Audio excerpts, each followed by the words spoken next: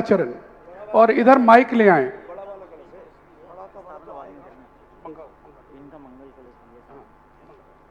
मंगल है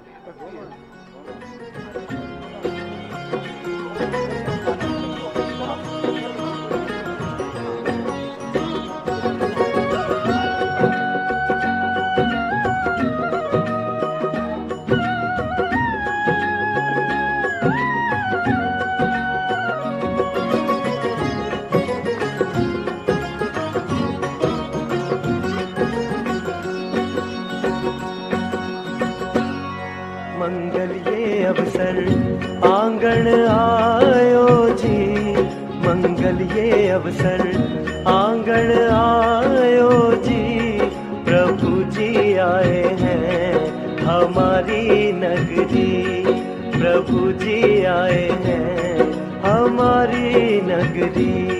भावों की चूड़ल ओढ़ आए सखी, भावों की चूड़ल प्रभु जी आए हैं हमारी नगरी।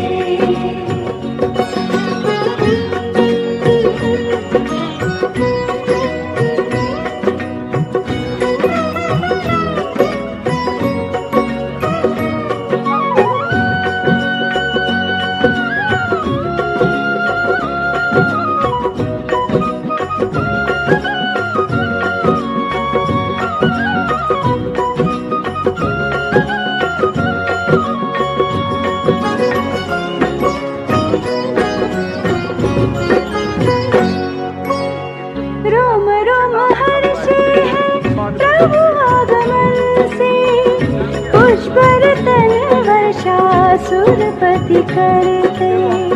भक्ति के रंग डूबे देखो नर नार हैं, गूंज उठा नभ सारा प्रभु जयकार से। आनंद अमृत की, आनंद अमृत की छलक रही गगरी, प्रभु जी आए हैं हमारी नगरी। मंगल के अवसर आंगन आयो जी, मंगल के अवसर आंगन आयो जी, प्रभु जी आए हैं हमारी नगरी, प्रभु जी आए हैं हमारी नगरी। जोरदार तालियां। और ये शालीमार एक बालिका मंडल कमलानगर और हमारे अंकेश जी जो आवास व्यवस्था देखते हैं उनकी छोटी सी बालिका, जोरदार तालियां उन सब के लिए। और आइएगा, आज वो महान दिन है जिस दिन प्रत्येक व्यक्ति अपने आप को गौरवान्वित महसूस करता है। क्योंकि चलिए शशि जी आप चालू करें जब तक, आइए।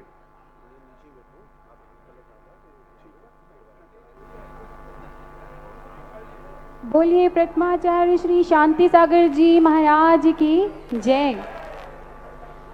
श्रमण संघ की परंपरा के शांति सिंधु नायक है, सदी 20 के प्रथम सूर्यवर 4 संघ के नायक है।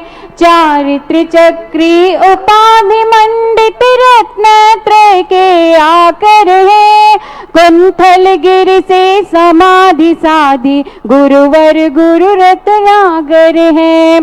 शांति वीर शिव ज्ञान सिंधु गुरु विद्यासागर पालक है। प्रथमाचार्य सागर के पद में नत हम बालक है। शांतिचार्य के पद पूजन भार, समाधि जिनके साध ली कुंथल गिर के द्वार। परम पूज्य महाराज श्री के चरणों में मंत्रोच्चारण के लिए ओम प्रथमाचार्य चक्रवर्ती, प्रथमाचार्य चार्य चक्रवर्ती आचार्य शांति सागर मुनीन्द्र अत्रि अवतरोत्तर शंभोषकावान्नम। ओम ह्रीं प्रथमाचार्य चार्य चक्रवर्ती शांति सागर मुनीन्द्र अत्र तिष्ठ ठाठा स्थापनम। ओम रह प्रथमाचार्य चार्य चक्रवर्ती शांति सागर मुनीन्द्र अत्र मम सन्निहितो वसर सन्निधिकरणम। दिव्य पुष्पांजलिं क्षिपेत्। भव जल को निःशेष सुखाने गुरु आपने रस त्यागे। अंतिम 14 दिन समाधि में शांति सुधा रस पी जाने। चारित चक्री शांति सिंधु गुरु प्रथमा। जी हाँ, सभी तालियों के साथ सब लोग शामिल हो जाएं पूजा में। वैसे आपके पास PDF फाइल है, खोलिए, कहीं ना कहीं मिलेंगी ग्रुप्स में। किनारे हैं। ओम रूम प्रथमाचार्य चार्य चक्रवर्ती आचार्य सागर शांति सागर मुनीन्द्राय नमः। जन्म जरा मृत्यु विनाशनाय जलम निर्वापामिति। भव भव का संताप मिटाने गुरु तुमको समरस भाया। शांति सिंधु में विनम्र होने गुरु पद में चंदन लाया। चारित्र चक्री शांति सिंधु गुरु प्रथमाचार्य हमारे हैं। कुंतल गिर में समाधि साधी पहुँचे मोक्ष किनारे हैं। ओम रूम प्रथमाचार्य चार्य चक्रवर्ती आचार्य शांति सागर मुनीन्द्राय नमः। संसार ताप विनाशनाय चंदनम निर्वापामिति। जग के वैभव तुमने त्यागे तब निज गुण वैभव पाया। रत्न त्रय निधिया पाने में गुरु पद में अक्षत लाया। चारित्र चक्री शांति सिंधु गुरु प्रथमाचार्य हमारे हैं। कुंथल गिरि में समाधि साधी पहुँचे मोक्ष किनारे हैं। ओम रूम प्रथमाचार्य चार्य चक्रवर्ती आचार्य सागर शांति सागर मुनीन्द्र नमः। अक्षय पद में अध्यक्ष स्थान निर्वापामिति। बाल्यकाल से ब्रह्मचर्य ले कामदेव हरि को नाशा। मैं निष्काम बनो गुरु तुम सा पुष्प चढ़ा करता आशा। चारित्र चक्री शांति सिंधु गुरु प्रथमाचार्य हमारे हैं। कुंथल गिरि में समाधि साधी पहुँचे मोक्ष किनारे हैं। ओम रूम प्रथमाचार्य चार्य चक्रवर्ती आचार्य शांति सागर मुनीन्द्र नमः। कामवाण विनाशनाय पुष्पम निर्वापामिति। सुधा ने हे गिरु तुमने 10 सहस्र उपवास किए। इष्ट मिष्ट सब गरिष्ठ त्यागे ज्ञानामृत की प्यास लिए। चारित चक्री शांति सिंधु गुरु प्रथमाचार्य हमारे हैं। कुंथल गिरि से समाधि साधी पहुँचे मोक्ष किनारे हैं। देखिए यहाँ साजबाज नहीं है, लेकिन आपके अपने दोनों हाथ आपके साथ हैं। तो जो बहनें गा रही हैं इनके सम्मान के साथ साथ ताल के साथ तालियां बजाते जाइए। ओम रूम प्रथमाचार्य चार्य चक्रवर्ती श्री शांति सागर मुनीन्द्र नमः। क्षुधा रोग विनाशनाय नैवेद्यम निर्वापामिति। स्वाहा। अष्ट कर्म से गुण बोरगांव के भूमि पे उजियार लिया। मुनि को कंधे पर बैठा कर दूध बेद नदी पार किया। चारित चक्री शांति सिंधु गुरु प्रथमाचार्य हमारे हैं। कुंथल गिरि से समाधि साधी पहुँचे मोक्ष किनारे हैं। ओम रूम प्रथमाचार्य चार्य चक्रवर्ती आचार्य शांति सागर मुनीन्द्राय नमः। महामोहन का विनाशनाय दीपम निर्वापामिति। अष्टि कर्म से पूर्ण चोटने गोरी गोर तपि अपनाए। ऐसे महातपस्वी गुरु के पद में धूप सुरभिलाए। चारित चक्री शांति सिंधु गुरु प्रथमाचार्य हमारे हैं। कुंथल गिरि से समाधि साधी पहुँचे मोक्ष किनारे हैं। ओम रूम प्रथमाचार्य चार्य चक्रवर्ती आचार्य शांति सागर मुनीन्द्र नमः।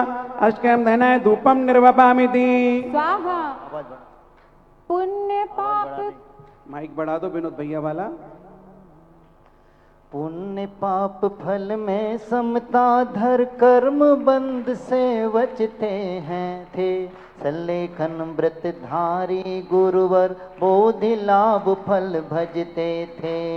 चारित चक्री शांति सिंधु गुरु प्रथमाचार्य हमारे हैं। कुंथल गिर से समाधि साधी पहुँचे मोक्ष किनारे हैं। ओम रूम प्रथमाचार्य चार्य चक्रवर्ती आचार्य शांति सागर मुनीन्द्राय नमः। महामोक्ष फल प्राप्त है फलम निर्वपामिति। अनर्ग पद पाने गुरु तुमने नश्वर सब पद त्याग किए। कर्म नाशने गुरु के मृदु पद भक्ति अर्घ से पूज लिए। चारित चक्री शांति सिंधु गुरु प्रथमाचार्य हमारे हैं। कुंथल गिर से समाधि साधी पहुँचे मोक्ष किनारे हैं। ओम रूम प्रथमाचार्य चार्य चक्रवर्ती आचार्य शांति सागर मुनीन्द्राय नमः। अनर्क पद प्राप्त है अर्घम निर्वपामिति। दो लाइन आगे की बाकी पीछे की। गुरु गुरु गुरु गुरु के सुगुरु शांति सागराचार। कुंथल गिर से साधिली समाधि गुरु अनिवार। क्या करें आखिरी की 4 लाइन।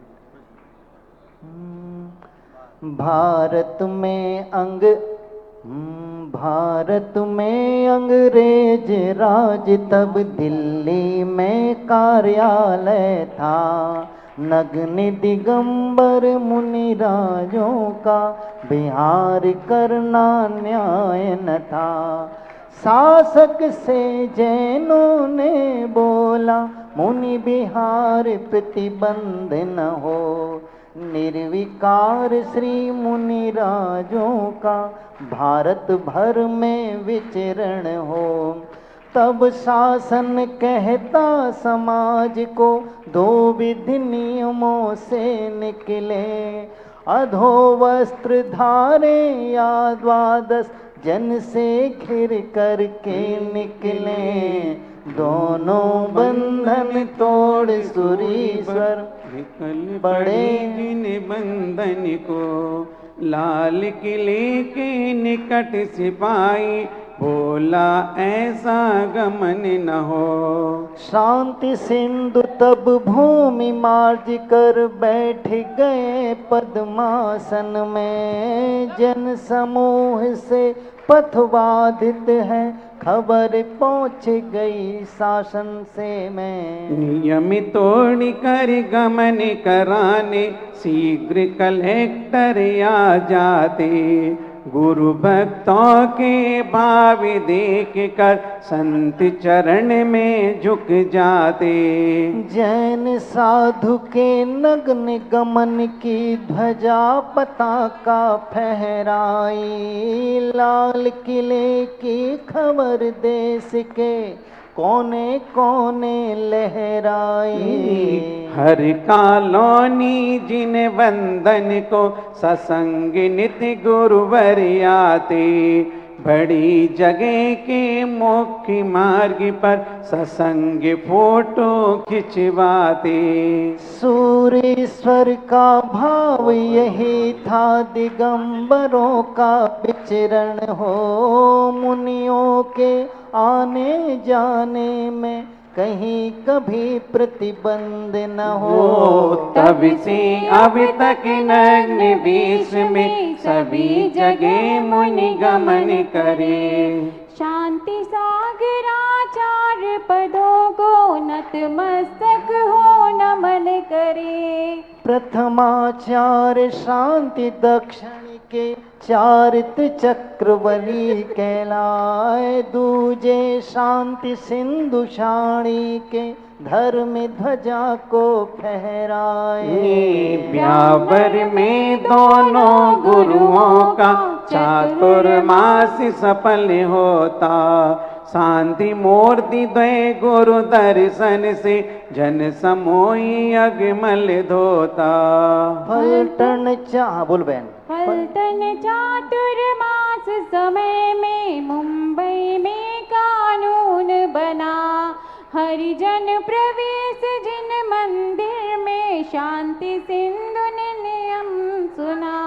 मांसाहारी शराबियों के प्रवेश से चिंतित होते, अनाचार फैलेगा सब में, चिंता में पल ना सोते।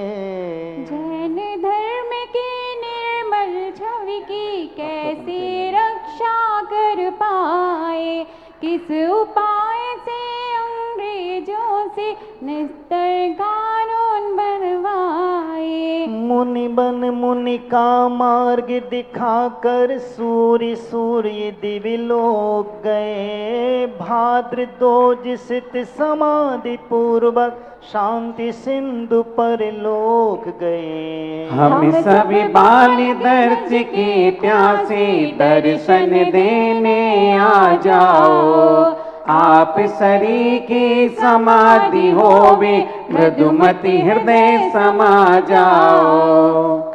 ओम रूम प्रथमाचार्य चार चक्रवर्ती आचार्य श्री शांति सागर मुनीन्द्राय पूर्णार्घम निर्वपामि ते स्वाहा। शांति सागर आचार्य के पद में करूं प्रणाम, अजर अमर पद प्राप्ति को गुरुपद रहे मुकाम। गुरुपद रहे मुकाम। और मित्रों, आज 20वीं सदी के प्रथमाचार्य चारित्र चक्रवर्ती आचार्य शांति सागर जी महाराज की 68वीं पुण्यतिथि ये राष्ट्र मना रहा है।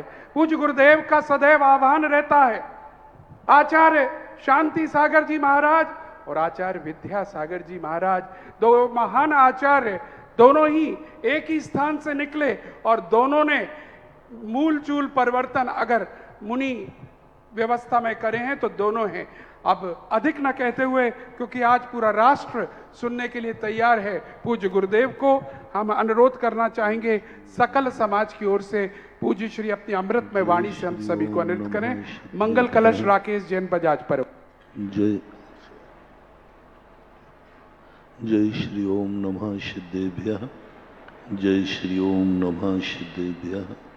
सर्वमंगल मांगल्यम सर्वकल्याणकारकं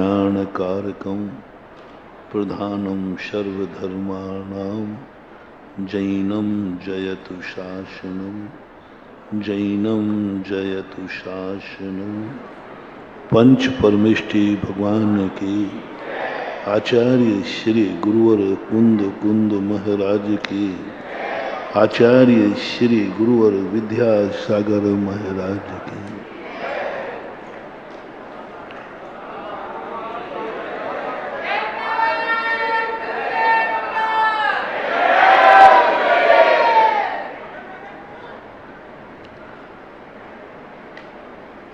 दुनिया की कोई भी वस्तु हो, कोई भी कार्य हो, कोई भी परिणमन हो, उसका अस्थि रूप ही नहीं होता है, उसका नास्ति रूप भी होता है। जो कोई क्रिया किसी का विधान करती है, नियम से वो किसी का निषेध करती है।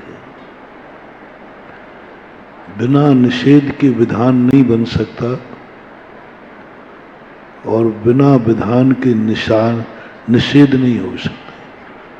दोनों एक दूसरे के पूरक हैं। जब भी कोई व्यक्ति किसी चीज का, दुनिया हो चाहे कोई हो, सूर्य यदि प्रकाश का विधान करता है तो अंधकार का निषेध करता है। कोई भी व्यक्ति, कोई भी वस्तु का उत्पाद होता है तो किसी ना किसी वस्तु की कोई ना कोई दशा का विनाश होता है। कोई जब कहीं जाता है तो किसी ना किसी को छोड़ता जरूर है। कोई व्यक्ति किसी ऊंचाई को प्राप्त करता है तो कोई ना कोई नीच दशा को उसने छोड़ा है। कल अपन ने यंत्र, मंत्र और तंत्र पर समझा था।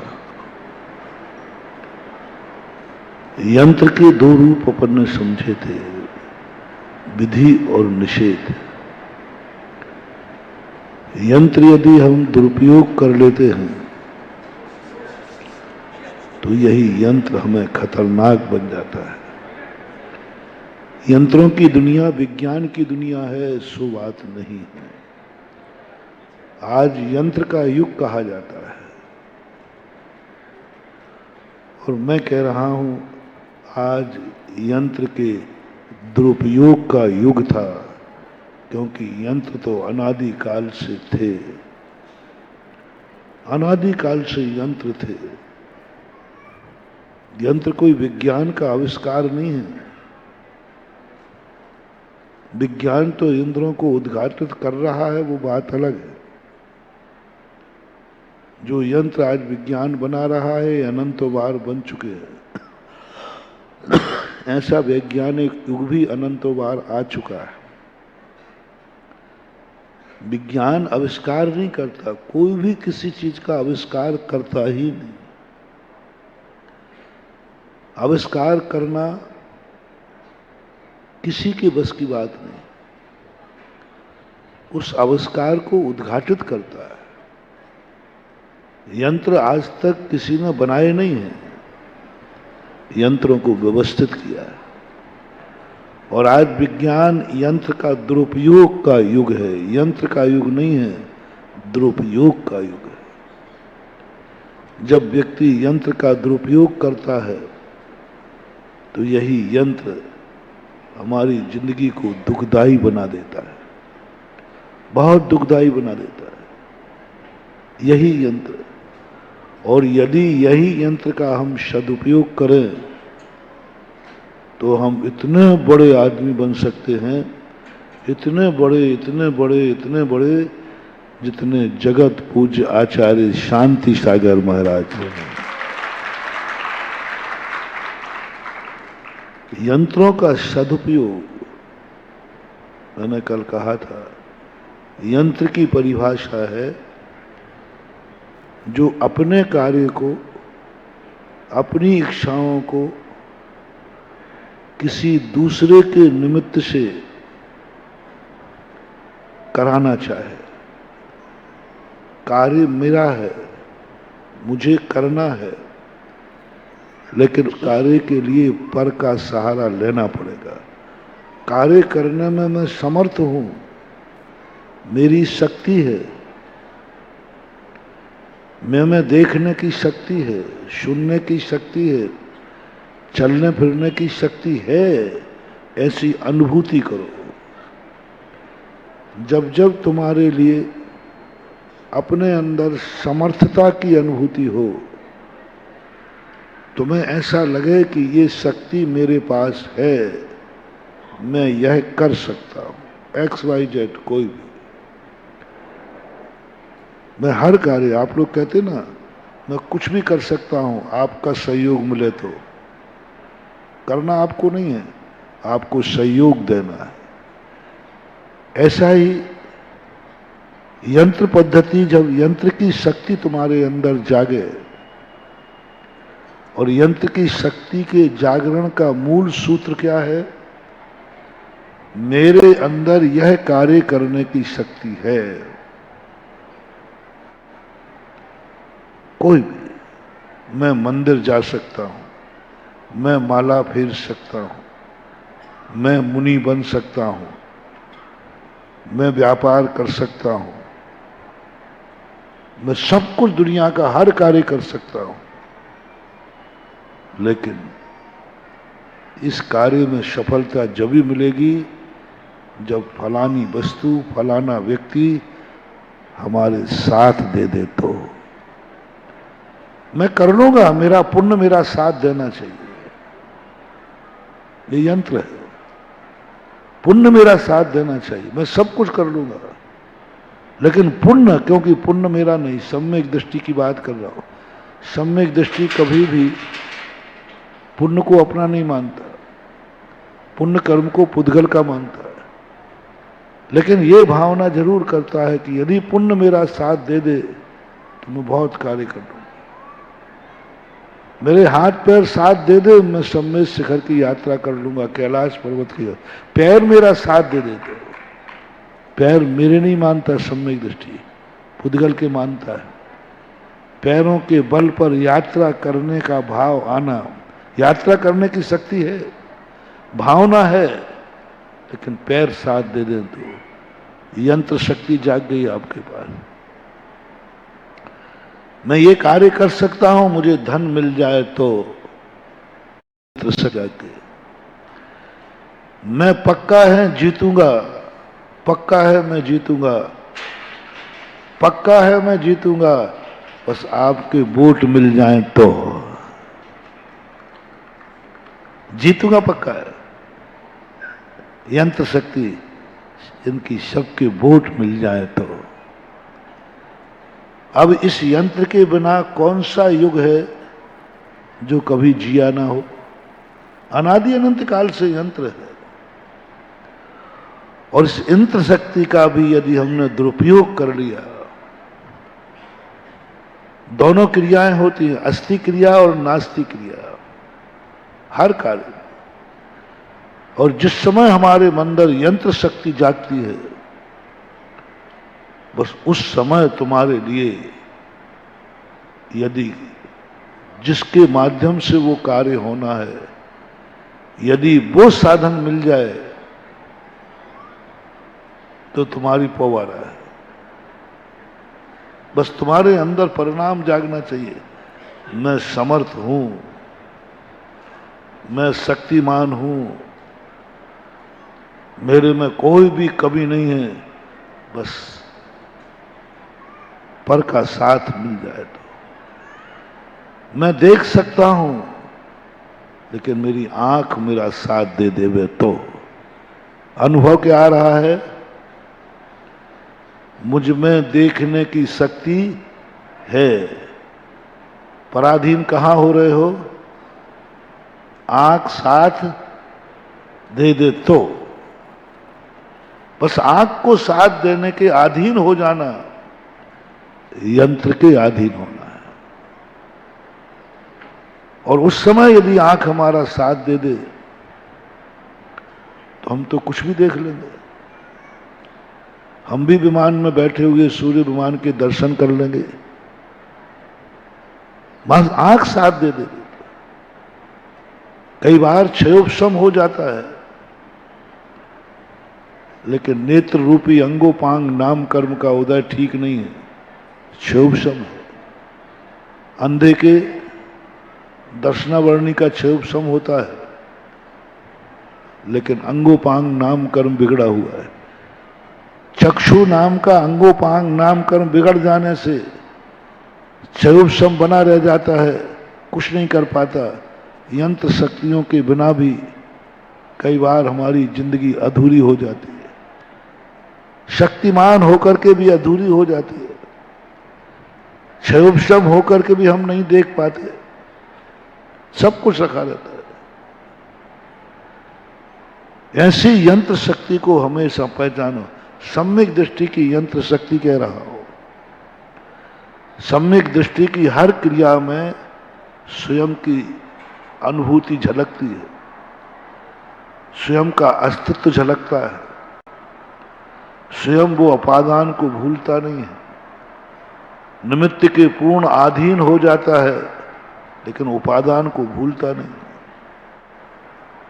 उपादान को पहले अनुभव करेगा कि साधन तो मिल रहा है, लेकिन मेरे पास शक्ति है कि नहीं। भोजन तो मिल रहा है, लेकिन विवेकी व्यक्ति कहेगा मेरी उपादान में पचाने की शक्ति है कि नहीं। भोजन तो मिल रहा है, वो भोजन से लोभित नहीं होगा। वो भोजन खाने के पहले सोचेगा क्या मेरी जठराग्नि पचाने लायक है। यदि पचाने लायक है तो वो ग्रहण करेगा, अन्यथा कितना भी अच्छा भोजन क्यों ना हो उसको छोड़ देगा, त्याग देगा। बोले नहीं, ये क्रिया हमारे लिए नुकसानदायक है। हर क्षेत्र में वो यही लगाता है, अपने उपादान को ध्यान में रखता है। आत्मदृष्टि, सम्यक दृष्टि, चाहे चौथा गुण स्थानवर्ती हो, चाहे पंचम गुण स्थानवर्ती हो, कोई भी क्रिया करे उसकी सदा आत्मदृष्टि होना चाहिए। आत्मदृष्टि का उसका तत्व पकड़ में आना चाहिए। कुछ में दुनिया में घूमे, लेकिन वो हर चीज को करते समय सोचेगा, क्या मेरी इस रूप योग्यता है, क्या मेरी इस योर भूमिका है, क्या इसके योग्य क्षेत्र है, क्या इसके योग्य काल है, क्या यह कार्य करने योग्य है। ये उपादान शक्ति उसकी सदा जागेगी। वृत्ति होना, सम्यक दृष्टि होना बहुत सरल बात,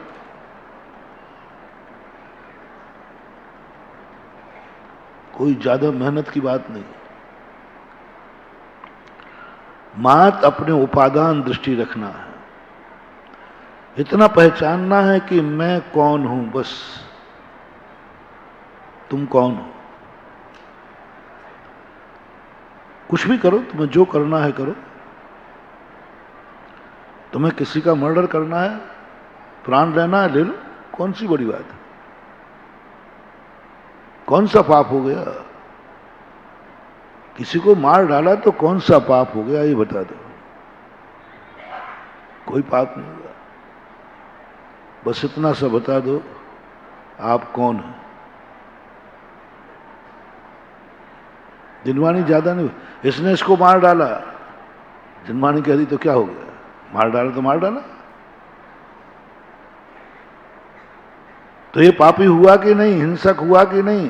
बोले अभी नहीं कहूंगा। साहब सब गवाह हैं, सबके सामने मारा है, बिल्कुल सबको मालूम, और वो स्वयं कबूल कर रहा है कि हाँ मैंने मारा है, मैंने मारा है, सबने देखा है, सबने जाना है, कैमरों में भी आया, सब कह रहा है हाँ मारा है। वो खुद कह रहा है हाँ मैंने मारा है, और प्री प्लानिंग मारा है, निशा बना के मारा है, प्री प्लानिंग मारा है, प्लानिंग से मारा है, अबुद्धिपूर्वक नहीं मारा, बुद्धिपूर्वक मारा है। गजब जैन दर्शन। जिनवानी कहती है अभी मैं इसको पापी नहीं कहूंगा, ये पापी है ये नहीं कहेगा, ये हत्यारा है नहीं कहूंगा, नहीं कहूंगा। बस पहले इतना बता दो वो कौन है, वो कौन है।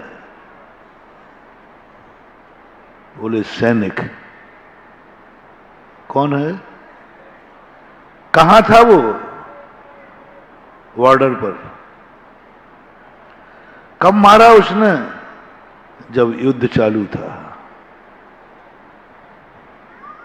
जिनवानी कहती है ये हिंसक नहीं है, ये हत्यारा नहीं है, ये तो देश का रक्षक है, और रक्षक को पाप का बंध नहीं पुण्य का बंध होता है।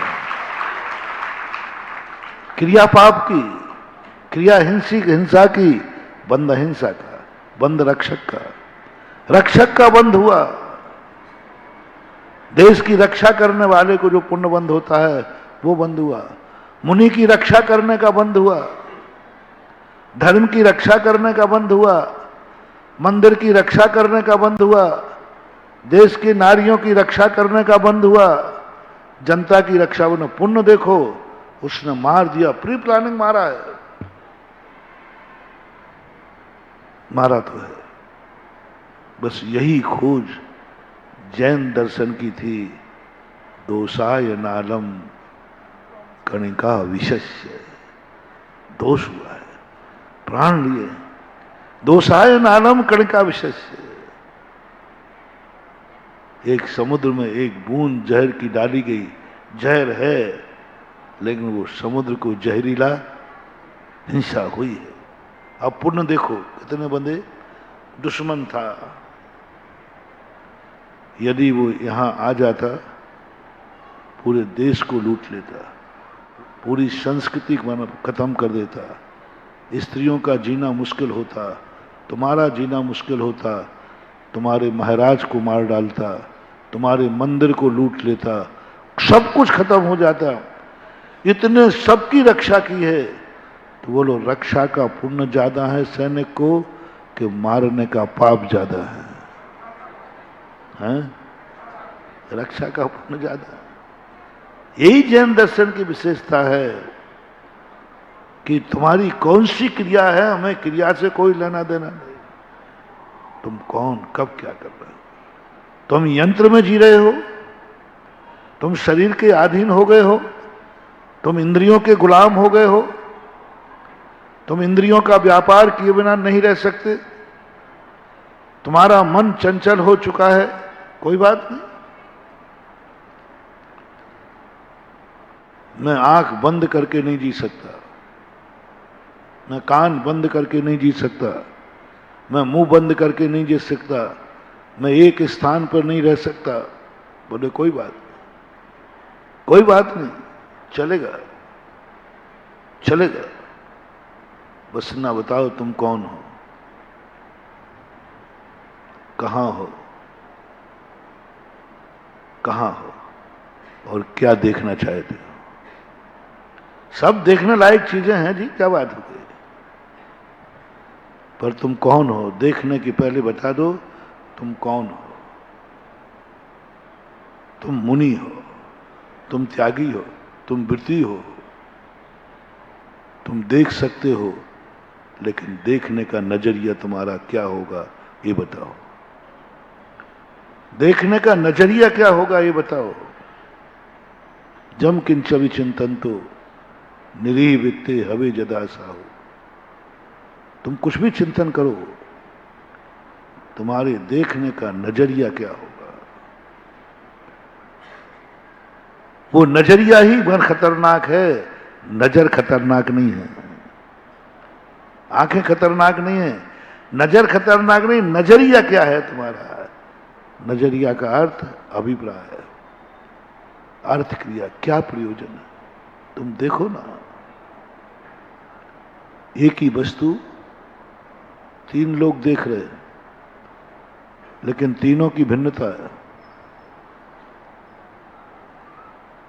एक गणिका का शव जा रहा था, जैनागम में कथा है। एक कुत्ता शव को देखकर कहता है, ये कितने मूर्ख हैं, ये लोग जला के राख कर देंगे, ऐसे ही छोड़ देना तो हमें मांस खाने मिल जाएगा। एक कामी व्यक्ति देखता है,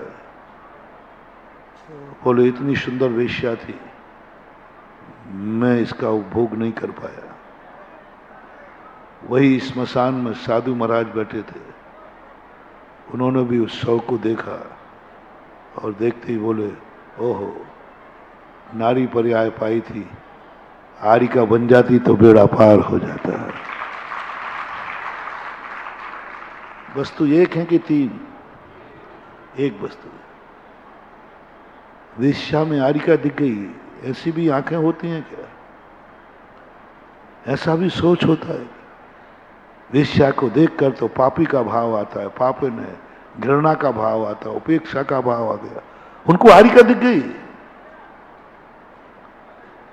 उन्हें नारी पर्याय में और कुछ नहीं दिखा, उन्हें नारी भी नहीं दिखी, उन्हें आरिका माता दिखी। ओह, ये नर पर्याय तो आरिका पद के लिए मिली थी। आरिका का रूप, कुत्ते को मांस का रूप, कामी को विकार का रूप।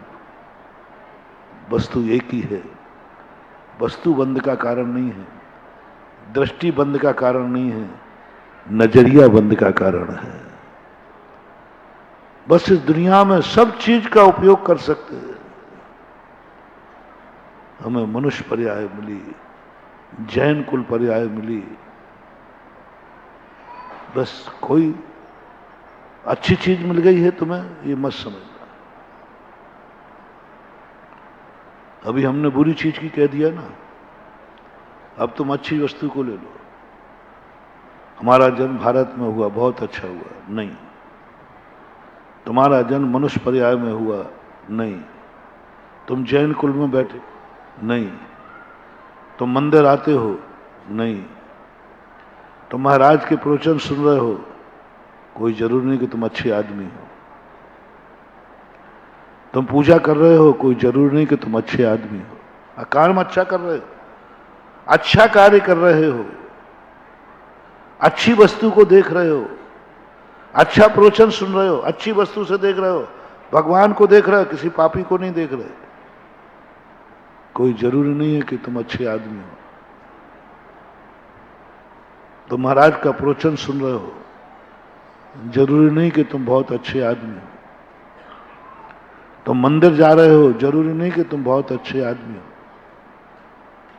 तुम पूजा का अर्घ चढ़ा रहे हो, जरूरी नहीं कि तुम अच्छे आदमी हो। ये सब अच्छे कार्य करते हुए भी लोग नरकों में मिले। अच्छे कार्य करते हुए लोग पापी संज्ञा को प्राप्त हुए।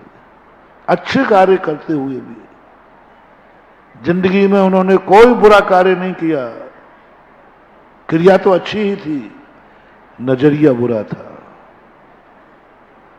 नजरिया बुरा था। नजरिया बुरा होने पर भी व्यक्ति भगवान का दर्शन करते हुए भी नरक आयु का बंद कर सकता है,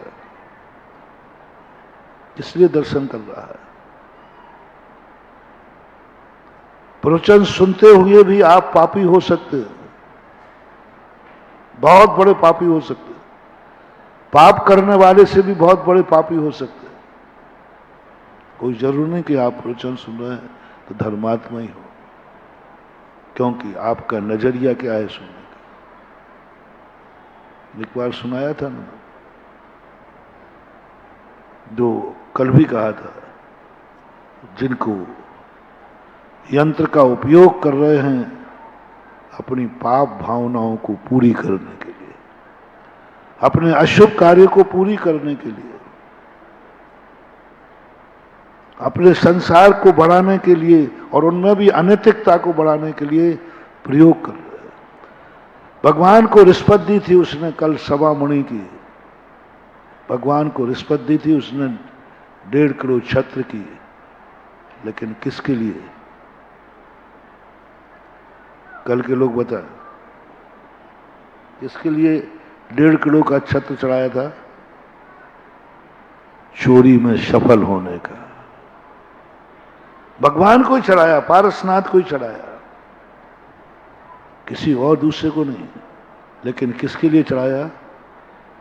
मैं डाका डालने जा रहा हूं, उसमें सफल हो जाऊं। आप कुछ पूछ रहा हूं, छत्र चढ़ाने में चढ़ाने वाले को पुण्यात्मा कहूं कि पापात्मा? जो फैसला हो आज आपका। उसने डाका डालने के लिए, डाके में सफल करने के लिए पारसनाथ को ओरिजिनल छत्र चढ़ाया है, बिल्कुल कोई मिलावट नहीं, ओरिजिनल चांदी का था। पापात्मा में गिनती आएगी कि पुण्यात्मा में? है पापात्मा में ही आएगी, भी मत लगा देना। छत्र बिल्कुल बराबर दिख रहा है, सब कुछ दिख रहा है, लेकिन अभिप्राय, नजरिया गलत है। कई बार सारी दुनिया बहुत अच्छा कार्य करती है, नजरिया आने के कारण सब बुरा हो जाता है। प्रवचन सभा में एक बार एक व्यक्ति बैठा, वो एक दिन आया, बोले महाराज जी आपकी वाणी में बहुत ताकत है, आप में बहुत सत्यता है। और वो प्रवचन में सबसे आगे बैठता था, हाथ जोड़े रहता था, बिल्कुल ऐसे हिलता डुलता भी नहीं था, बिल्कुल एकदम। इतने मैंने आज तक ऐसा श्रोता नहीं देखा, इतना अच्छा श्रोता मैंने नहीं देखा। शायद मैं भी इतना अच्छा नहीं हूं, थोड़ा मन यहां वहां हो जाता है, लेकिन वो इतना अच्छा श्रोता था, इतनी एकाग्रता से सुनता था, मैं उस पर बहुत दीवाना हो गया। उसको देख करके मैं और प्रवचन को थोड़ा और खींच देता। अरे भाई श्रोता ऐसा मिलता का? और मैं उस पर इतना दीवाना हो गया, मैंने कि जिंदगी में पहली बार कोई श्रोता मिला, बिल्कुल एकाग्र, हाथ जोड़। आजू में क्या हो रहा है, बाजू में क्या हो रहा है, कोई लेना देना नहीं उसको। अब मुझे इतना अच्छा लगा वो, एक दिन मेरे पास आया, बोले महाराज जी आपसे एक विनती है। अब मैं तो उस पर दीवाना ही था ही, और जो जिस पे दीवाना होगा वो उसकी बात। मैंने कहा बता भाई क्या बात है। बोले महाराज आप प्रवचनों में कोई ना कोई अंक बोला करो ना।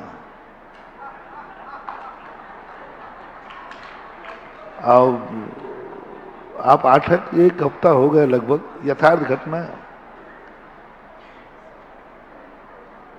तो मैंने कहा अब मैं तो दीवाना था तो मैंने ज्यादा सोचा नहीं, मैंने कहा बोल दूंगा बोल दूंगा। अपनों क्या, बोले आपको कुछ नहीं बोलना, आप बोल देना रत्नत्रय 3 होते हैं, 3 लोक 3 होते हैं, पंच परमेष्ठी 5 होते हैं, द्रव्य 6 होते। आप तो कुछ भी आप धर्म मत, आप अंक निकले बस, आप बोला द्रव्य 6 होते हैं, बस इतना ही बोल देना। तत्व 7 होते हैं। बोले आपको ऐसे चला के ना, आप तो अपना प्रवचन फ्लो में रखिए, बस उसमें बस अंक आ जाए। मैंने हाँ कह दिया, मैंने कि कर लूंगा कोई बात नहीं, इतना बढ़िया श्रोता है, इतनी सी मांग कर रहा है। पर मेरे मन में क्या है, मेरी एक खूबी कहो या कुंडली में कहो, मुझे आज तक कोई ठग नहीं पाया। तुरंत पता नहीं क्या आभास होता है, तुरंत एकदम मैंने आशीर्वाद दे दिया, वो उठ कर जान रहे, पता नहीं दिमाग क्या चला। बोले बाबा जी किसका आशीर्वाद दे दिया, हाँ करने की कह दी आपने। एहसास होता पक्का, कभी भी कोई कितने व्यक्ति आए तुरंत जरूर मैं सावधान न रहूं, क्योंकि मैं उससे व्यामोहित हो गया था, तो सावधानी में चूक गया। तो मैंने उसके लिए हाँ कह दिया, लेकिन तुरंत पिंच हुआ कि नहीं, आप भी देखना, यदि आप भी सावधान हैं अपनी जिंदगी में तो आपको कोई ठग नहीं सकता। आपको एहसास हो जाएगा कि ये व्यक्ति। मैंने कहा भैया भैया थोड़ा रुक, तू अंक क्यों बुलवाना चाहता है? बोले महाराज जी इससे आपको क्या लेना देना है, आपका क्या बिगड़ता है? तो मैंने कहा भाई अंक में क्यों, लगता है ये व्यक्ति अंक में ही समझता होगा। हमारे यहाँ भूबलय नाम का एक ग्रंथ, उसमें एक ऐसे ही सांकेतिक भाषा है, सांकेतिक अर्थ है। मैंने कहा नहीं भैया तू बता पहले। कहा देखो महाराज जी आप मत पूछो तो अच्छा है, नहीं अब तो तू बता के रहना पड़ेगा, मैं अंक बोल दूंगा, लेकिन क्यों, कारण क्या, अंक क्यों पूछना चाहता है तू? उन्होंने कहा महाराज जी आपकी वाणी में बहुत सत्यता है। मैंने कहा भाई ये तो मैंने सुन लिया, तू तो क्यों? बोले 8 दिन पहले आपने एक बार जुआ पे प्रश्न दिया था ना, इक्का दुक्का तिक्की, और हमने जाके तीनों ही पे लगाया था और तीनों ही खुल गए।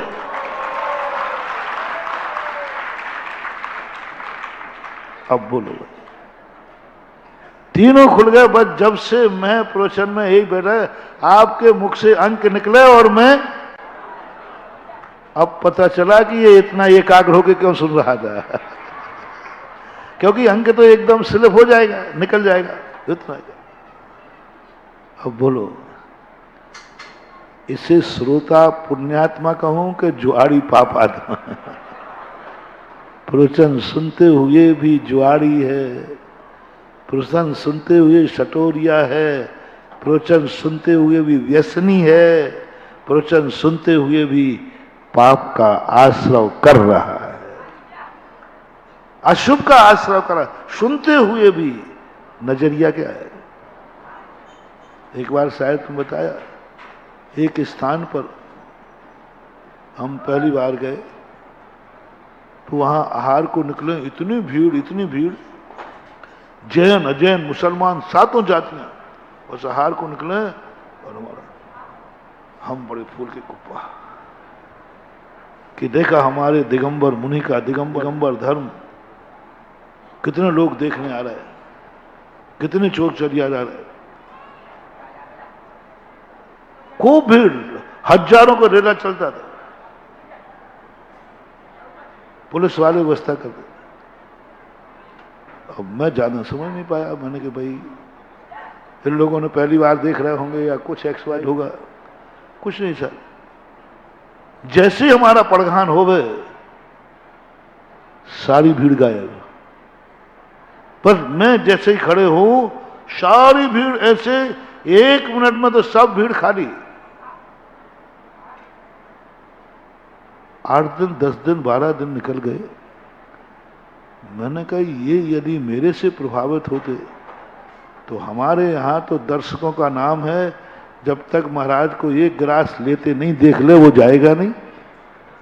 वो पड़गाहन देखने नहीं आता है, क्या देखने आते आप लोग? आहार देखने आते हो, और ये तो पड़गाहन होते ही चले जाते हैं। मुझे शक हुआ, मैंने पूछा भैया मामला क्या है?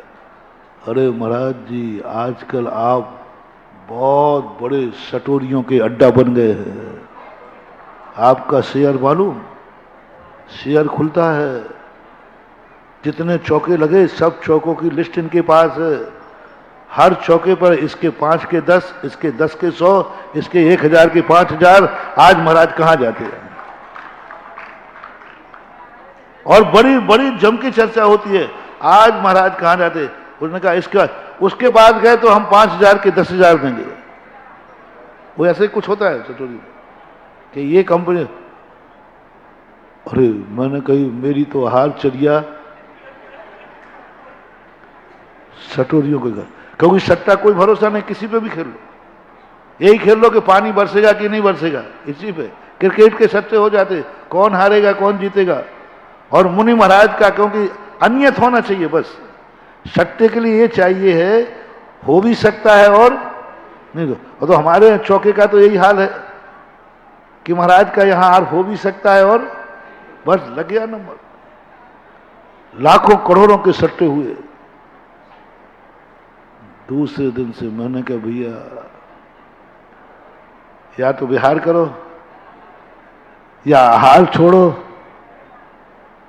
क्या करें। फिर एक दिन सबको समझाया मैंने कि अरे पापियों, जो मुनि चर्या आहार चर्या देख के जन्म जन्म के पाप कट जाते हैं, आज उसी चर्या को लेकर तुम पाप कर रहे हो। उसी चर्या से तुम सट्टा खेल रहे हो, जुआ खेल रहे हो। चर्या वही है महाराज, वही है, सब कुछ वही है, नजरिया बदल गया। इसलिए महानुभाव, हमारे यहां हमारी वस्तु का कीमत करना है।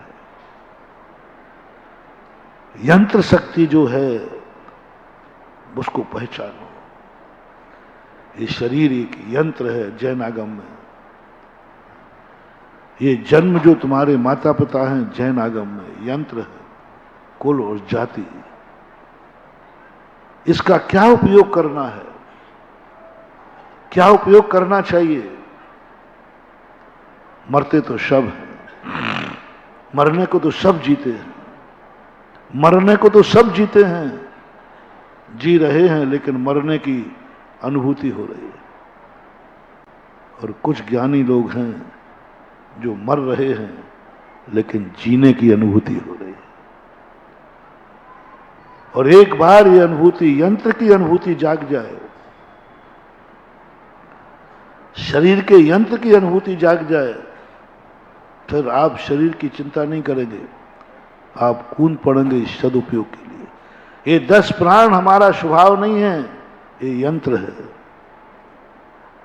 और आप लोगों के मन में एक भाव आता है, आप गाड़ी में बैठे हैं और गाड़ी का एक्सीडेंट हो जाए, गाड़ी चकनाचूर हो गई, तुम बच गए, तो बोलो तुम्हें संतोष होता है कि नहीं? दुनिया क्या कहेगी? अरे भाई गाड़ी मिट गई तो मिट गई, लेकिन तुम तो बच गए ना, तुम तो बच गए ना। बस ज्ञानी व्यक्ति यही कहता है, गाड़ी यंत्र थी, तुम यंत्र नहीं थे। गाड़ी यंत्र थी, यंत्र टूट गया, मिट गया, कुछ नहीं बिगड़ा। कैसे ले लेता है समाधि साधु? कैसे दे देता है मौत को निमंत्रण, कैसे मौत आती को मुस्कुराते हुए ले लेता है। वो कहेगा मैं ये यंत्र ही तो बिगड़ेगा, मेरी आत्मा सुरक्षित है त्रिकाल के। मैं तो शाश्वत अविनाशी आत्मा हूं। पर घर फिरत बहुत दिन बीते, काल अनंत गमाए। काल अब हम अमर भये न, बोले ऐसी एक अनुभूति हो जाती है, फिर गाड़ी की चिंता नहीं होती। इसलिए जब कोई मुमुक्षु, कोई सम्यक दृष्टि जीव यंत्र शक्ति को जागृत करता है, तो यंत्र शक्ति को जब तक वो अपने काम में आता है उपयोग करता है, और जहां अपने काम में नहीं आता है उसे खटारा मान करके कबाड़े में छोड़ देता है। यंत्र शक्ति जागृत हो और यंत्र शक्ति का सदुपयोग हो, और उसमें एक खतरा हो कि देखो तुम तो बच जाओगे, लेकिन तुम जो करने जा रहे हो ये गाड़ी मिट जाएगी। ज्ञानी कहता है तैयार हो। पूज्यवर शांति सागर महाराज ने लगभग 1925, उनकी दीक्षा तिथि का मालूम नहीं है, 22 या 23, काफी दिन, क्योंकि 1932 और 28 का तो मालूम है। 1928 में केकड़ी कटनी चतुर्मास हुआ, 1932 का जयपुर चतुर्मास हुआ, और 1955 में उनकी समाधि हुई। दीक्षा का तिथि देखना है, कौन सा समय दीक्षा तिथि। उस समय उनके मन में बहुत बड़ी विचित्र घटना घटी, यंत्र शक्ति जागी उनको जागी कि इस शरीर का उपयोग करो, इस शरीर मेरा बहुत काम का है। घृणा भाव नहीं जागा। सारी दुनिया में शरीर के प्रति एक, मैंने प्रवचन के प्रारंभ में कहा था ना, किसी वस्तु को देखकर दो दृष्टि जागती है, एक हे दृष्टि और एक उपादेय दृष्टि। प्राय लोगों की हे दृष्टि ज्यादा जागती है, उपादेय दृष्टि नहीं। निंदनीय दृष्टि ज्यादा जागती है। एक वेश्या को वेश्या का रूप सारी दुनिया को दिखेगा, कोई बहुत बिरले होंगे जिन्हें उनमें आरिका का रूप दिख जाएगा कि आरिका बन सकती। दुनिया को दिखता है ये पाषाण है, बहुत बिरले कोई व्यक्ति देखते हैं, नहीं, उस पाषाण में मूर्ति है। बाहर से देखने में क्या लग रहा है? पाषाण है। लेकिन शिल्पी क्या देख रहा है? शिल्पी देख रहा है कि नहीं, पाषाण नहीं, ये मूर्ति है। उसको मूर्ति दिखती है। विधि कथन बहुत मुश्किल से दिखता है, निषेध कथन दिखता है। बड़े बड़े हमने सब आचार्यों को देखा, हर संप्रदायों को देखा, सब लोगों को इस संसार में हे दृष्टि दिखी। 12 भावना में हे दृष्टि। संसार को जितने निंदनीय विषय कहे उतने कहे। इस शरीर को देखो,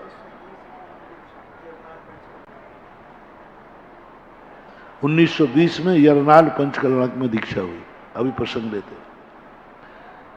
निषेध कथन देखा, निषेध की दृष्टि से संसार को सबने देखा। सब वैरागियों ने देखा, तीर्थंकरों ने देखा,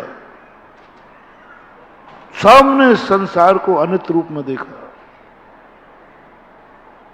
कबीर ने देखा, बड़े बड़े दार्शनिकों ने देखा कि संसार हे।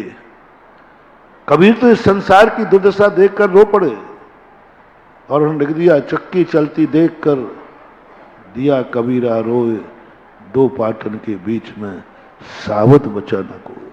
यह दृष्टि थी कबीर की। कबीर निराशावादी कवियों में आते हैं। कबीर जो है निराशावादी कवियों में आते हैं, और निराशावादी कवि का अर्थ है वैरागी। कुछ नहीं रखा इस संसार में, सब बेकार है, सब बेकार है, कुछ नहीं, कोई किसी का नहीं है। ये शरीर भी मेरा नहीं, कोई किसी का नहीं। जब जब अपने मन में ये परिणाम आते हैं, इसे लोक भाषा में निराशावादी कहते हैं। इस संसार में कोई किसी का नहीं है, निराशावादी। ये शरीर किसी का नहीं, निराशावादी। ये संसार धोखे की ठाठी है, ये संसार पापमय है, ये संसार धोखेमय है। पूरे संसार में, पूरी 12 भावना में संसार की निंदा की गई, संसार भाव नहीं रख दी। और शरीर की क्या दृष्टा कराई? असुचि भावना। जब जब हमें असुचि भावना आए, हमें वैराग्य जागेगा, और वैराग्य का नाम है निराशावादी। वैराग्य का अर्थ क्या है? उपेक्षा। इससे हटाओ, इससे हटाओ, इससे हटाओ, इससे हटाओ। वैरागी ग्रहण कुछ नहीं करता। वैराग निषेधात्मक वाक्य है। वैराग शब्द निषेधात्मक है। वैराग शब्द साहित्य भाषा में निराशावादी का लक्षण है। अपन उसे वैरागी कहते हैं, वो कहते हैं निराशावादी है। अपन कहते हैं कि वैरागी है, वो कहते हैं अवसादवादी है। डॉक्टर धार एक राष्ट्र कवि हुए हैं, रामधारी सिंह दिनकर। उन्होंने संस्कृति के 4 अध्याय लिखे। उन्होंने कहा जैन दर्शन वैरागी दर्शन है, अवसादवादी है, निराशावादी है। जैन दर्शन को निराशावादी मानते हैं। किसी में रस ही नहीं आता। देखने में रस नहीं, सुनने में रस नहीं, खाने में रस नहीं, शरीर में रस नहीं, जीने का रस नहीं, कोई रस ही नहीं इनको दुनिया में। कोई भी वस्तु को देखने का रस नहीं, वो देखने नहीं चाहते। सुनने की रुचि नहीं, सुनना ही नहीं चाहते। बोलने की रुचि नहीं, मौन को महत्व देते हैं। सब तरफ निराशा, निराशावादी, सबको अनित्य मानते हैं। इस संसार में सब कुछ अनित्य है। वो पढ़ते ना अपन, कहाँ गए चक्र जिन जीता, भरत खंड सहारा, कहाँ गए वे राम और लक्ष्मण जिन रावण मारा, कहाँ कृष्ण रुक्मणी सतभामा, शुभना निकली, आदि आदि पढ़ते। ये निराशावादी का लक्षण। जैन दर्शन के सारे साहित्य को पढ़ो, सब निराशावादी। इस संसार की हर क्रिया, हर वस्तु निराशावादी और है। बिना निराशावाद के वैराग्य नहीं आ सकता। राग को तोड़ना है तो आपको निराशावादी बनना ही पड़ेगा। राग टूटेगा तो आपको अनित्य भावना भाना ही पड़ेगी, चाहे तीर्थंकर क्यों ना हो। तीर्थंकर को जब राग तोड़ना था, संसार छोड़ना था, तो पहली भावना कौन सी थी? अनित्य भावना। नीलांजना की मौत अनित्य भावना का प्रतीक था। नीलांजना को देखकर उनको आया, किसी को सफेद बाल देख के आया, बादल विकसित होते देख के आया। ये सब निराशावादी के लक्षण हैं। ये साहित्यकार मानते हैं। जितना व्यक्ति निराशावादी होता जाएगा, उतना वो वीतरागी होता जाएगा। उसका मोह छटता जाएगा, उसका मोह छटता जाएगा, क्योंकि वो सब चीज को अनित्य मान रहा है। जैसे कबीर यही कहते थे, मोह मत करो, सब मिट जाएगा। ये 2 पाटन के बीच में सब पिस जाओगे। किससे राग कर रहे? शरीर से। किससे राग कर रहे? परिवार से। किससे राग कर रहे? धन दौलत से। पल की खबर नहीं सामान। ये निराशावादी है।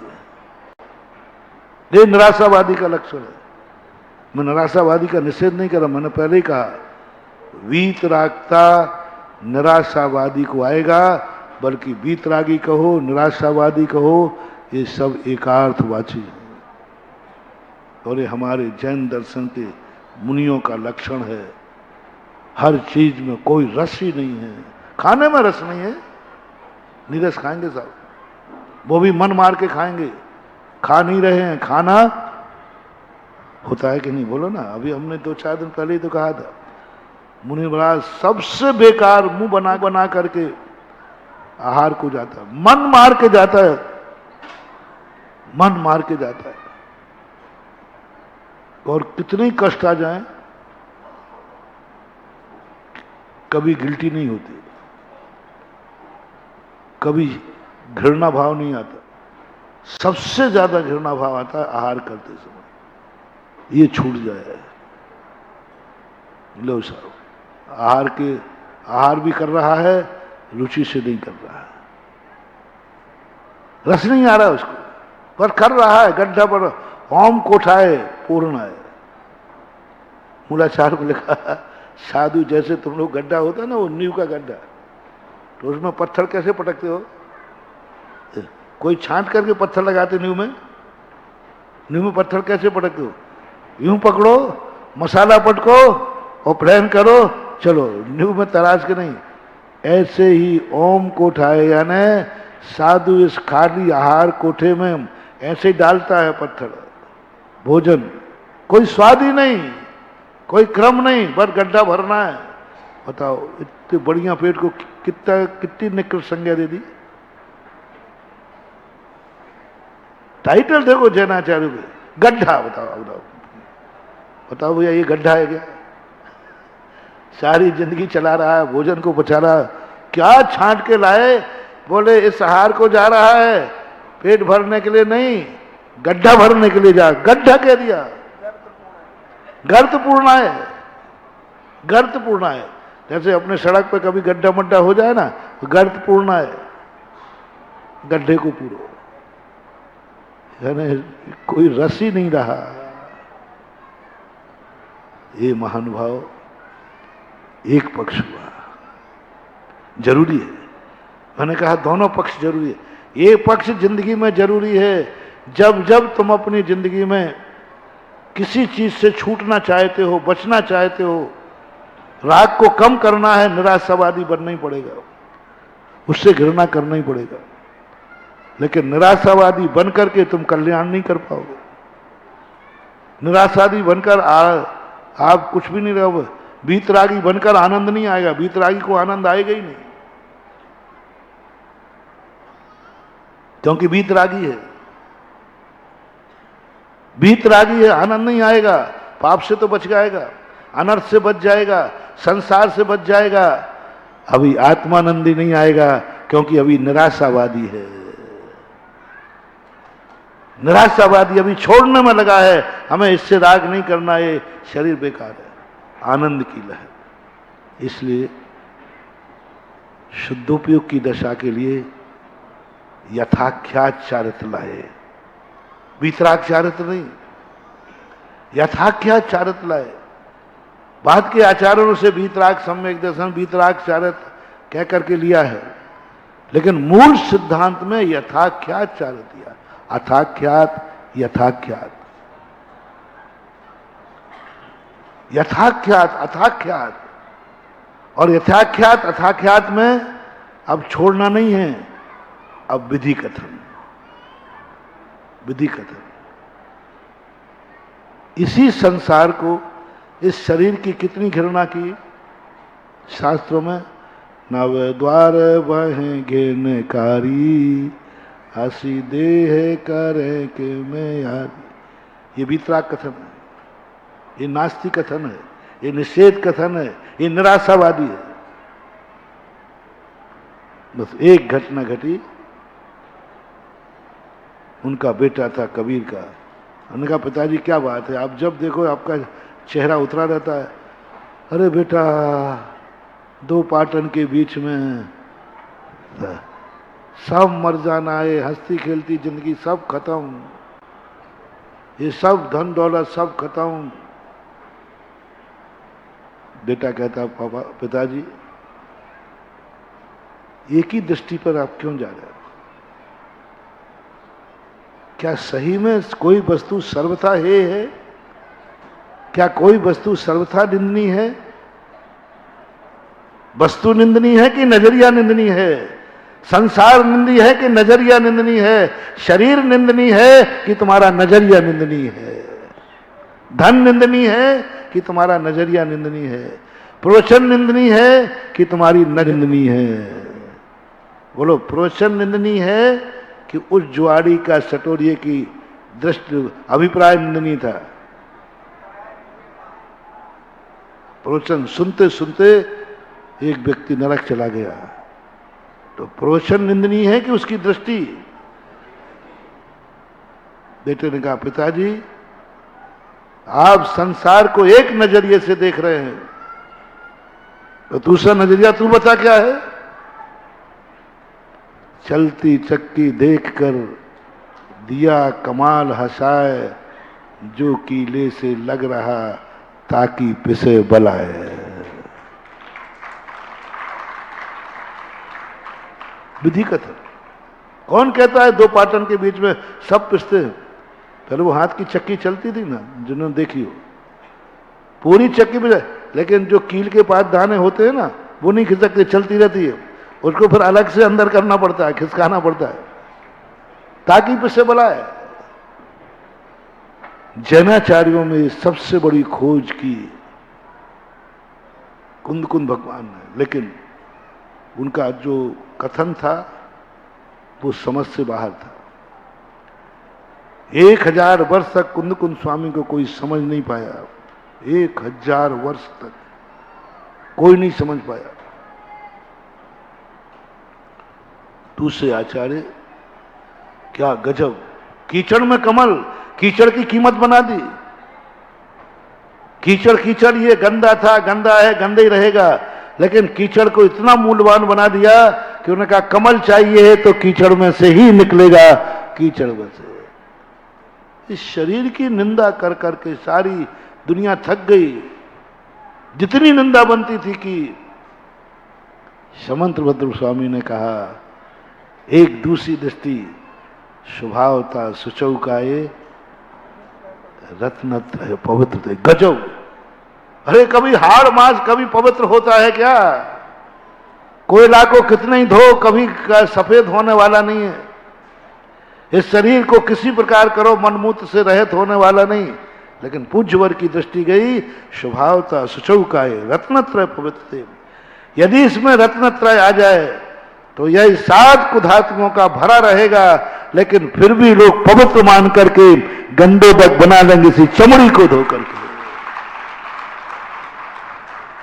महानुभाव, अब हम लोगों के पैर पखाड़ दे, पैर छूते। क्यों रे दुश्मन मेरे, रास्ते में मैं गिर जाऊंगा। इतना बोलते हैं मनोज बाबू, मैं भी बोलता हूं, लेकिन तुम मानने को तो ये बताओ, तुम्हारे पास पैर नहीं है क्या? बोलो, सबके पास पैर है कि नहीं? तो अपने पैर पढ़ लो ना, दो दे करके। क्या अंतर है बताओ, क्या अंतर है? यदि तुम पता हो कि इसमें अंदर कोई नया माल भरा हो तो चलो कल ऐसा करना, एक ब्लेड लाना है, छोटी चाकू। पहले तुम अपना काटना पैर, और फिर मेरे लिए ब्लेड लगाना। दोनों में से क्या निकलेगा? बोलो ना। खून निकलेगा, हड्डी निकलेगी, मांस निकलेगी। दोनों में क्या अंतर है? क्या अंतर है दोनों में? जो यहां बढ़ाओगे तो गंदों तक बन जाएगा, यहां छूने के लिए लड़ रहे हो, और तुम्हारे पास खुद के पैर हैं और उन पैरों की कोई कीमत ही नहीं। बहुत बड़ी बात। पूज्यवर समंतभद्र महाराज ने कहा, ठीक है, स्वभाव से ये पैरों में चमड़ी है, हड्डी है, मांस है, खून है, मज्जा है, लेकिन रत्नत्रय, रत्नत्रय से आते ही वही चमड़ी, वही खून, सब कुछ इतना पवित्र हो गया कि लोग माथे पे लगाने के लिए तैयार हो गए। ये है खोज। आज पूज्यवर शांति सागर महाराज ने बैरागी हुए वो, लेकिन उनके अंदर मुनि महाराज जब दीक्षा लेते हैं बैरागी होते हैं, लेकिन उनके अंदर आत्मशक्ति जागती है, और पूज्यवर के अंदर यंत्र शक्ति जागी। यंत्र शक्ति जागी। सन 1920 में स्टेज पर बैठे, भट्टारक बनने के लिए दीक्षित बैठे थे, भट्टारक बनने के लिए दीक्षा के लिए तैयार हुई थी, और भट्टारक पहले की, बहुत पहले की, जब वो छुल्लक बने थे, फिर बाद में वो एलक बने। एलक बनने के बाद सबने रोका, बोले आज का युग ऐसा ठीक नहीं है।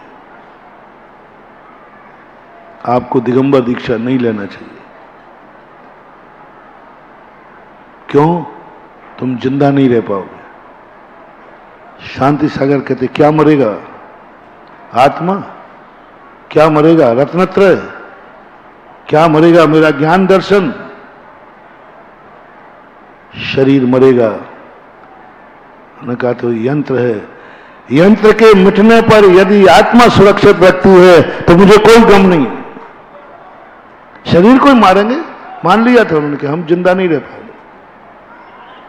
भुजबल शांति सागर महाराज का जो साहस था, आलसो मंगल पांडे। मंगल पांडे ने 1857 में जब आवाज उठाने की बात करी, तब वो जानता था मेरे मुख से जैसे ही आवाज निकलेगी तैसे ही मुझे मार दिया जाएगा। इंकलाब जिंदाबाद, इंकलाब जिंदाबाद का नारा लगा। वो जानता था कि नारा जिंदाबाद का होगा और मेरी मौत निश्चित है। सैनिक था। जब उस सैनिक को कब हुआ? जब उसी सैनिक को भारत के किसी नगर को कुचलने का आदेश दे रहे थे अंग्रेज लोग। जाग गया स्वाभिमान। आज मैं अपने देश को अपने हाथों से कुचलूंगा, अपने नागरों की हत्या अपने हाथ से करूंगा। आज मुझे आदेश दे दिया। बस उसने जो उन्होंने कमांडर ने आदेश दिया, उसने बंदूक ऊपर उठाकर इंकलाब जिंदाबाद। 7 कदम निकल पाया, शूट कर दिया गया, मर गया। 7 कदम चल पाया था मंगल का। उसने मरते समय कहा, ये मुझे मालूम था कि मैं मरूंगा, लेकिन मुझे गर्व है कि मैं मर रहा हूं जिंदाबाद का नारा लगा करके। मैं मर रहा हूं जिंदाबाद का नारा लगा करके। और 1857 की वह आवाज सन 1947 में स्वतंत्रता के रूप में परिवर्तित हुई। 100 साल लगे, 100 साल लगे। हाँ, 1897 में, हाँ 90 साल, 10 कम कर दिए, 90 साल लगे। लेकिन उस आवाज का आज क्या असर है? उस मंगल पांडे की एक आवाज का असर है कि आज अपन यहां स्वतंत्रता से जी रहे हैं। वही शांति सागर महाराज को सबने कहा था, आप जिंदा नहीं रह पाएंगे। 1 दिन, 2 दिन, 4 दिन, 10 दिन आप नहीं जिंदा रहेंगे। उनका कोई बात नहीं, मैं 1 दिन जिंदा रहूं, लेकिन मैं इस पंचम काल में कुंद कुंद की वाणी को सत्य करके रहूंगा कि पंचम काल में भी मुनि व्रत हो सकता है। भरे दुष्टम काले, भुजबल ने कहा कुंद कुंद में, पंचम काल में भी मुनि अवस्था है। और यहां तो 600 साल हो गए, मुनि कोई देखने में नहीं आ रहा। मैं मरूंगा तो मर जाऊंगा। जानते थे मरना निश्चित है, कोई नहीं। लेकिन महान आत्माएं वो हैं, एक रात कम जिए तो हैरत क्या। हम उनमें से हैं जो मसाने जला के जिए। 1 रात कम जिए तो हैरत क्या, हम उनमें से हैं जो मसाने जला के जिए।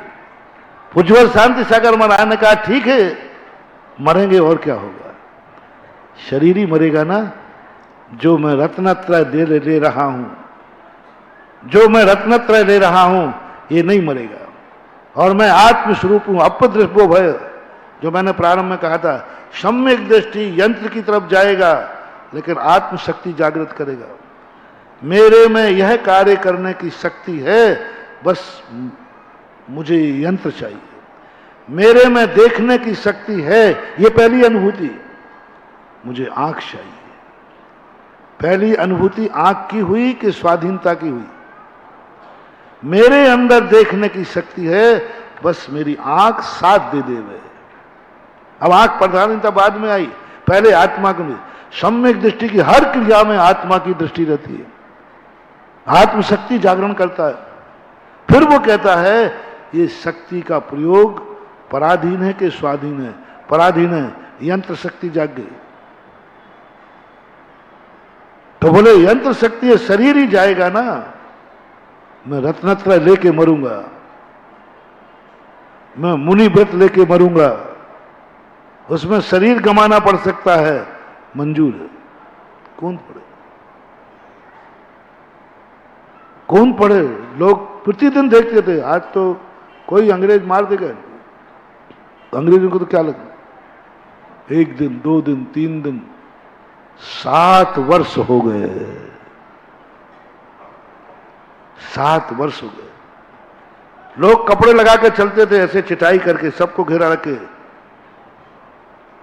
सबको चारों तरफ से घेर लेते थे। ऐसे शांति से अगर खड़े हो जाते, बोले दूर से कपड़ा पहनना या पास से होना क्या फर्क पड़ता है? तुम भी कपड़े पूरे शरीर में मशीन से सिल दिए हैं कि ऊपर ऊपर के? बोलो ना, ऊपर ऊपर लटके? नहीं नहीं, मशीन में चमड़ी में मिला दिया है कपड़ा तुमने। तुम्हारा कपड़ा 1 सेंटीमीटर शरीर से दूर होगा। बाएं देखना, बाएं कितनी, बाएं बताना मुझे, तेरी बाएं कितनी दूर? हाँ है, 1-1.5 इतना दूर है। महाराज ने कहा मेरा कपड़ा 2 फुट दूर है। आवरण कैसा? इसकी तो दिशाएं ही अंबर हैं, और दिशाएं अंबर हैं ना, तो छिटाई चलेगी ना पिलाई चलेगी और ना कपड़ा चलेगा। वो वहीं खड़े हो जाते, लोग विनती करते, चले जाते। 7 वर्ष के पैर 7 वर्ष तक ये कार्य चलता रहा, और फिर वो अकेले ही मुनि नहीं रहे, फिर मुनि पर मुनि बनते गए। वीर सागर, पाय सागर, 18 मुनि दीक्षाएं उन्होंने दी। 7वें वर्ष में जब समय हो रहा है आपका, 7वें वर्ष में जब वो कहा, लोगों ने कहा महाराज जी सम्मेद शिखर की यात्रा आप कर लें, करने की भावना थी महाराज की, चर्चा करते थे। लोग कहते नहीं महाराज, दक्षिण भारत में फिर भी तुम बच जाओगे, उत्तर भारत में तो बचनी मुश्किल है। आप कल्पना नहीं मत करना, ये उत्तर भारत तो हो तत्ता है, 2 खतरनाक चीजें। महाराज ने कहा ठीक है, देखता हूं। जब चलने की बात महाराज ने कहा, मेरा मन कर रहा है सम्मेद शिखर की यात्रा करने, तो एक पंडित ने सलाह दी कि महाराज अंग्रेजों से तो शायद आपका कुछ नहीं बिगड़ेगा, क्योंकि यहां भी अंग्रेज लोग हैं और आपको 7 साल लेकिन मालूम वहां जैनी अंग्रेज हैं,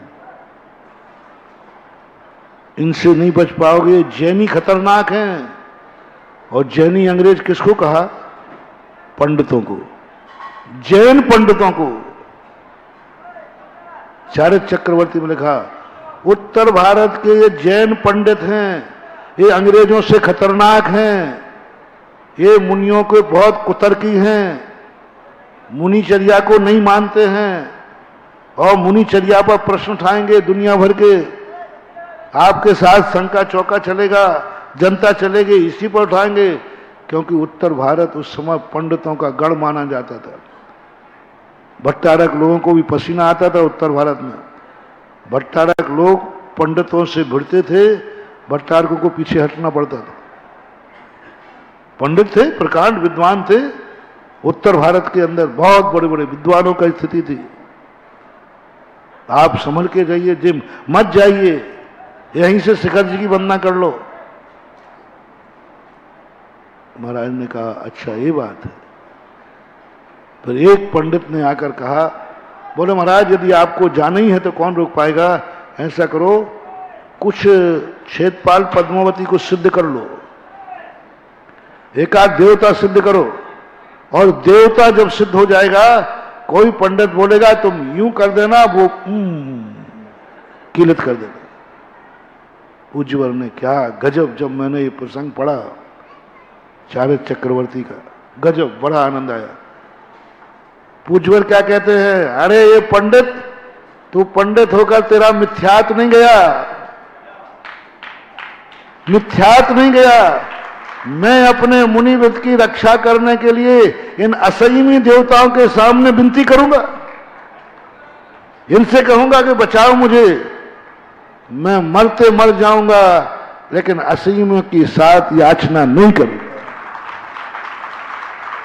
देवता असंयमी क्या शब्द! आज जो साधु लोग भी क्षेत्रपाल पद्मावतियों को सिद्धि करने के लिए मर रहे हैं, वे सुने आद्य गुरु पूज्यवर समय शांति सागर महाराज के उवाच। असंयमी देवी देवता, इन असंयमी देवी देवताओं को हम नमस्कार करें, इनको सिद्ध करें, इनको याचना करने कहें? नहीं, मैं उनका भक्त नहीं हूं, मैं उनको नहीं जानता हूं। मेरा रत्नत्रय है, मैं मरना पसंद करूंगा, लेकिन देवताओं को सिद्ध करना पसंद नहीं है मुझे। चाहते तो कुछ सिद्ध कर सकते थे, उनकी शक्ति थी, साधना थी, एक मंत्र फेरते पता नहीं कितने देवता आ जाते। देवता आए होंगे, लेकिन उन्होंने नहीं बुलाया, देवताओं ने रक्षा की होगी। लोग मेरे लिए कहते हैं, बोले महाराज जी आप ऐसे रिक्सी काम करते हो, कोई ना कोई तो आपने सिद्ध किया है। मैंने कहा मैंने तो किसी को सिद्ध नहीं किया, मुझे तो देव शास्त्र गुरु जरूर सिद्ध है।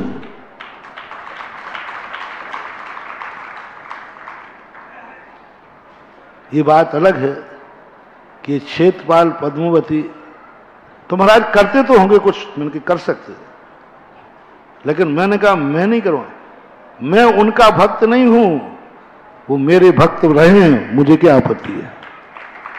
मैं देवताओं का भक्त नहीं हूं, वो मेरे भक्त रहे, मुझे क्या आपत्ति है। मैं भक्तों को तो नहीं रोक सकता। शांति सागर महाराज ने कहा कि नहीं, मैं उनकी भक्ति नहीं कर सकता, और बिना भक्ति के, बिना रिस्पेक्ट दिए सिद्धि नहीं हो सकती। और महाराज ने बिहार कर दिया। लोग कहते हैं महाराज जी क्षेत्रपाल पद्मावती के उपासक थे। एक और इस प्रसंग में कहना चाहूंगा, आज लोग कहते हैं आर्ष परंपरा। आर्ष परंपरा का अर्थ पंथ परंपरा नहीं। आज लोगों ने बंटवारा कर लिया, जो क्षेत्रपाल पद्मावती को माने, जो पंचामृत स्त्री अभिषेक को माने, वो आर्ष परंपरा का भी साधु है, और जो नहीं माने वो अनार्ष परंपरा का साधु है। कौन से आगम में लिखा, कौन से शास्त्र में लिखा? 28 मूल गुणों का निर्दोष पालन करे वो आर्ष परंपरा है, और जो सदोष पालन करे वो अनार्ष परंपरा है। आदिचर्या का नाम 28 मूल गुण का पालन करना। आज तो सब आर्ष परंपरा के नाम पर शीतलाचारी साधु, आर्ष परंपरा के नाम पर सब हम आर्ष परंपरा के हैं। पंथवाद के नाम पर सारे पाप ढक रहे हैं, पंथवाद के नाम पर शीतलाचार पनप रहा है। बड़ी धर्मात्माओं का बोर्ड मिले या नहीं मिले, पंथवादियों का बोर्ड मिल जाता है। ऐसा आपके यहां होता ना कि यदि वो निर्दलीय खड़ा हो जाए तो उसकी पत्नी का भी वोट नहीं मिले, और पार्टी से खड़ा हो जाए तो, पार्टी से खड़ा हो जाए तो कुछ ना कुछ वोट तो मिल जाए, और निर्दलीय खड़े। ऐसे साधु यदि स्वयं बिना पंथवाद की आड़ में लिए जगत में आ जाएं तो कोई कमंडल में पानी ना दे, लेकिन पंथवाद की पार्टी में खड़े होकर के अपने शीतलाचार को सींच रहे, और आप लोग सींच रहे। पर तुम्हें कुछ नहीं, कैसे ही भ्रष्ट साधु है, शीतलाचारी साधु है, कैसा भी है, हमारा पंथवाद का समर्थक होना चाहिए, हमारे पंथ का समर्थक होना चाहिए। और उसका आर्ष परंपरा नाम दे दिया। आर्ष परंपरा के पूज्यवर शांति सागर महाराज पक्के आर्ष परंपरा के प्रथम संस्थापक थे। उन्होंने कहीं भी एक वचन बता दो मुझे कि कहीं भी क्षेत्रपाल पद्मावती की उपासना, स्थापना कराई हो और कराने का उपदेश दिया हो। मैं सारे भारत को 2500 सालों से बोल रहा हूं, कहीं कराई हो, कराने का उपदेश दिया हो, तो वो मसायम मैं पूज्यवर शांति सागर महाराज का ओरिजिनल वंशज हूं, ओरिजिनल वंशज हूं, ओरिजिनल। पूज्य आचार्य महाराज ओरिजिनल वंशज हैं। पूज्यवर ज्ञान सागर महाराज ओरिजिनल वंशज हैं, पूज्यवर शिव सागर महाराज, पूज्यवर वीर सागर महाराज, ये सब ओरिजिनल वंशज हैं। उनके वंश का एक अंश मैं भी हूं। तुम मुझे वंश सिखाओगे, तुम मुझे वंश सिखाओगे। जिनके वंश में जो नहीं है वे आचार्य श्री का जो शांति सागर महाराज के वंश बता रहे, जो अंश बैठा हुआ है उसको वंश सिखाने की क्या जरूरत है। मैंने सर्वे किया, अपने पूरे दादा गुरु की पूरी जिंदगी टटोली, पूरी जिंदगी मैंने बहुत अच्छे से पूज्यवर को, और मैंने 2500 सालों से कह रहा हूं, कोई व्यक्ति बताओ, ये बात अलग है कि उन्होंने से मंदिर में से कोई हटाया नहीं, लेकिन उसके बावजूद भी चारित्र चक्रवर्ती के अंदर जब स्थिति आई तो उन्होंने सरागी और वीतरागी देव के लिए कहा, जहां वीतरागी है वहां सरागी नहीं, और जहां सरागी है वहां वीतरागी नहीं। चारित्र चक्रवर्ती में पढ़ लेना, कहीं भी समझ। एक स्थान पर भी उन्होंने पंचाणक बहुत कराए, कहीं क्षेत्रपाल पद्मावती की स्थापना नहीं कराई, पूजा का उपदेश कहीं नहीं दिया कि क्षेत्रपाल पद्मावती की पूजा करना चाहिए। यदि कहीं दिया हो तो कृपया करके आज भी मुझे लाके बता देवे, ये फलाने प्रवचन में उन्होंने उपदेश दिया। कहीं पूज्यवर शांति सागर महाराज ने, हाँ ये मैं पहले कह रहा हूं, हटाए नहीं है, मंदिरों में थे वहां दर्शन किए, ये मैं कह रहा हूं। पंचामृत अभिषेक का कहीं पूज्यवर शांति सागर महाराज ने कहीं उपदेश दिया हो तो कृपया करके मुझे बताइए। पंचामृत होते हुए आचार्य महाराज मंदिर में बैठे जरूर है, उनके सामने हो रहा है, वो तो मेरे ही सामने होता है। मैं कितने स्थानों पर जाता हूं जहां पंचामृत अभिषेक होते हैं, मैं बैठा रहता, मैंने कहा करो, तो इसका अर्थ महाराज आपका समर्थन हो गया? नहीं, मेरा विरोध नहीं है। मेरे सामने हुए भिंडर में मैंने चतुर्मास किया, जहां पूरे 20 पंथी लोग हैं, पंचामृत अभिषेक होता है। तो उन्होंने कहा महाराज जी यहाँ पंचामृत अभिषेक होगा, दूध का अभिषेक होगा। मैंने कहा मेरा समर्थन, मैंने समर्थन नहीं है, बस इतना जरूर है कि मेरा विरोध नहीं है। अभी आए थे ना मंत्री जी, अंगदान की जब बात कही थी तब मैंने क्या कहा,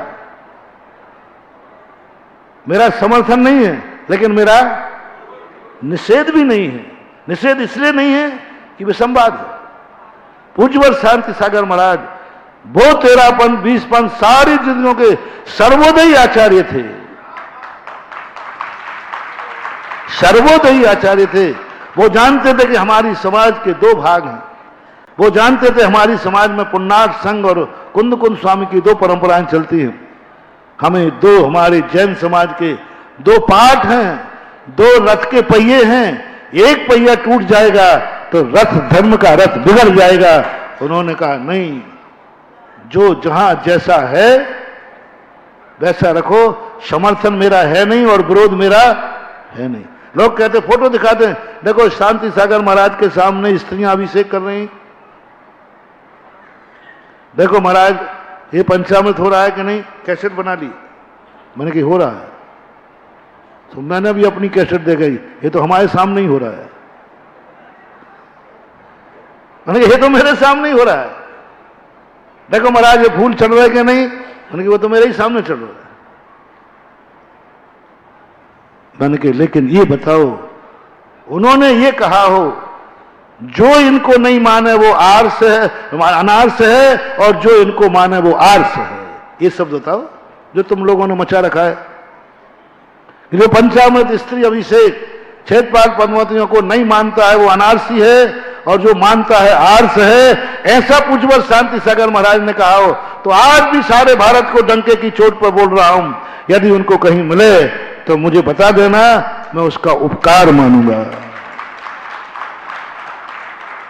हाँ, कहीं प्रवचनों में उनके प्रवचन भी लिपिबद्ध हुए, उनके प्रवचन भी कैसेट हुए।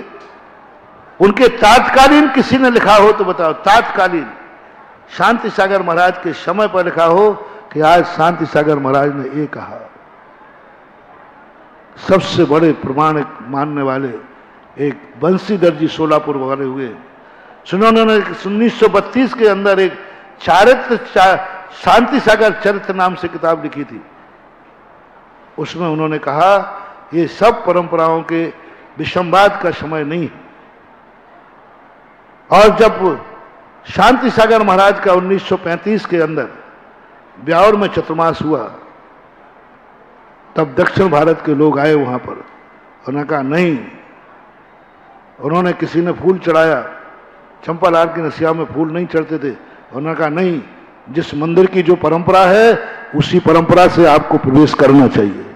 भक्तों को कहा, दक्षिण भारत के लोग यहां मंदिर की परंपरा में नहीं चढ़ते हैं तो आप लोगों को नहीं चढ़ाना चाहिए, और जहां चढ़ते हैं वहां की बात अलग है। उन्होंने तुरंत मना किया। ये सारा ब्यावर का चतुर्मास गवाए। और तेरापंथी के समर्थक पुजबल शांति सागर छानी वाले, जिनकी परंपरा विमल सागर, सूर्य सागर, सुमत सागर, सन्मति सागर और ज्ञान सागर जो हुए, उपाध्याय ज्ञान सागर थे ना, जो सराग का कर, ये परंपरा थी पुजबल शांति सागर महाराज। शांति सागर महाराज छानी के प्रथम शिष्य थे सूर्य सागर, फिर उनके साथ विजय सागर के बाद सुमत सागर के बाद सन्मति और गुण सागर आदि हुए। ये दोनों चतुर्मास एक साथ हुए। और उधर के जो परंपरा चलती आई, शांति सागर, वीर सागर, शिव सागर के बाद दो भेद, धर्म सागर, ज्ञान सागर, ये दो शाखाएं बढ़ गई। ये दोनों सागर, दोनों आचार्यों का एक साथ चतुर्मास हुआ। पुजबल शांति सागर बड़े थे, प्रभाव था, पर उन्होंने कहा कि नहीं, इस नसिया की मर्यादा नहीं बिगड़ने दूंगा। इस नसिया के अंदर जो आमना चलती है उस आमना के खिलाफ ना यहां कोई करेगा और ना मैं उपदेश दूंगा, क्योंकि हम जैनियों को दोनों हैं। और कहीं उन्होंने पूरा चतुर्मास ठाठ से हुआ। शांति सागर महाराज को लपेट करके तुम एक पंथ में बांधना चाहते हो। पुजबल शांति सागर वो सूर्य हैं जो सारे जगत को प्रकाश देते हैं, तुम जैसे पंथवादी नहीं हैं। पूज्य शांति सागर महाराज पंथवादी नहीं थे, पथवादी थे।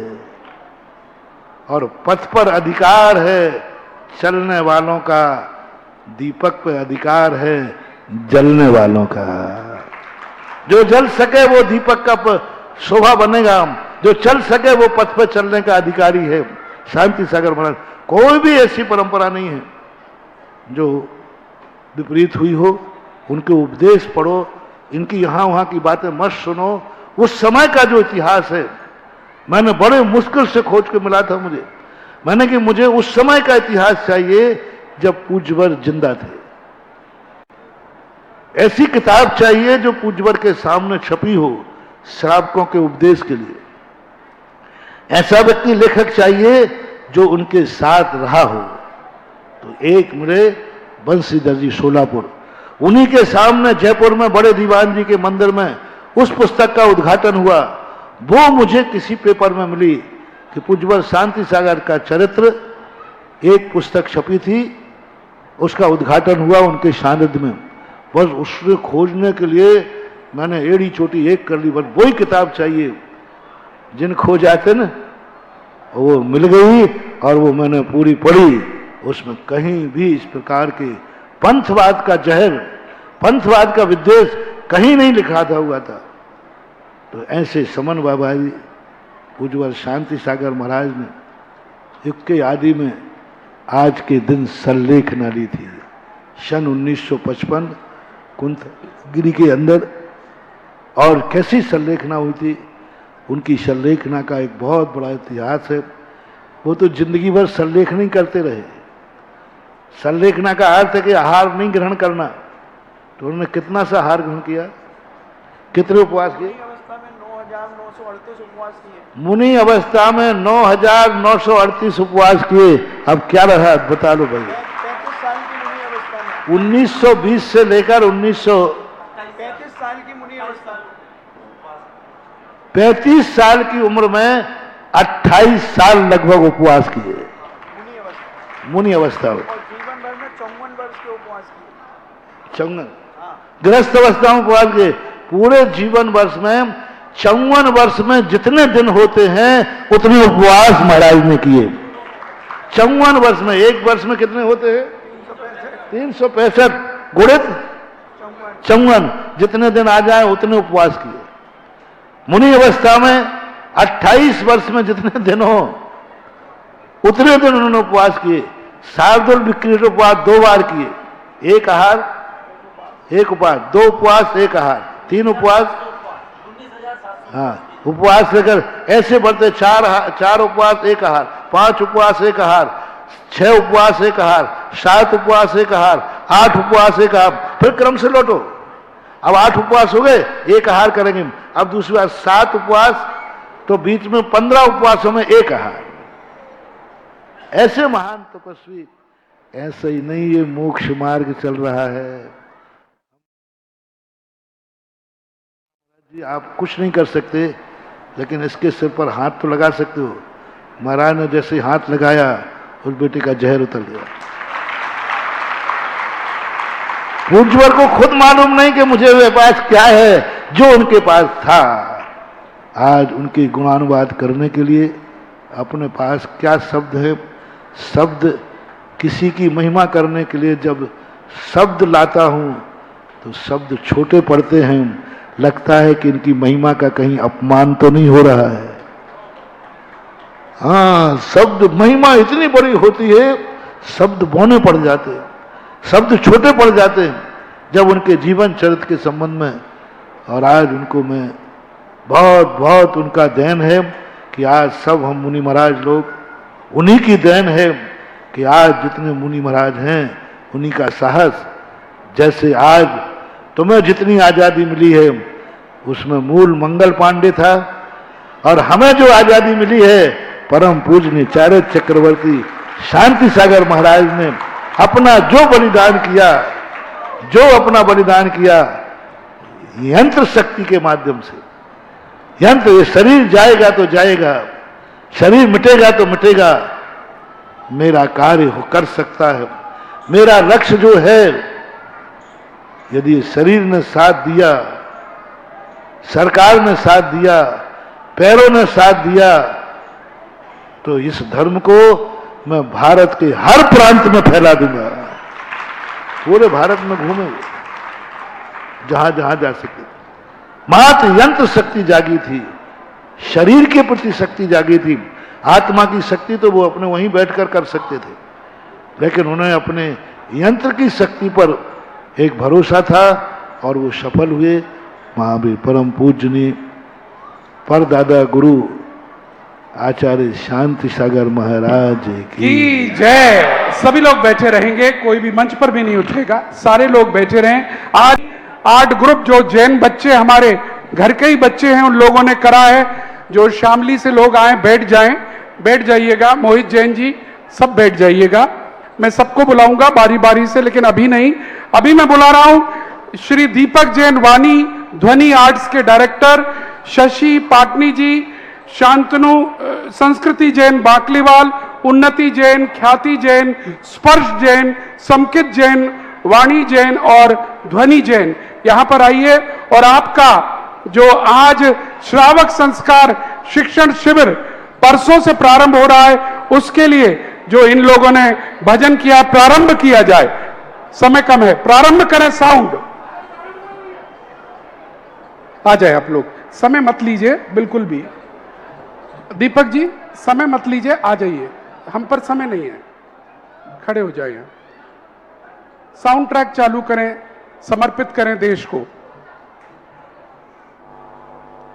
और इसके बाद तैयार रहें श्री दिगंबर जैन महावीर बालिका शिक्षण संस्थान बिसावा हाथरस के वो बच्चे जो अपने संस्थापिका ब्रह्मचारिणी डॉक्टर सरोज जैन, जो पूर्व डीओ हैं राजस्थान शिक्षा विभाग की, उनके साथ आए हैं।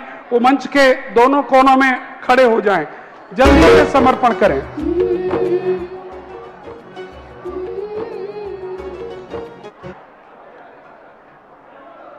हाँ,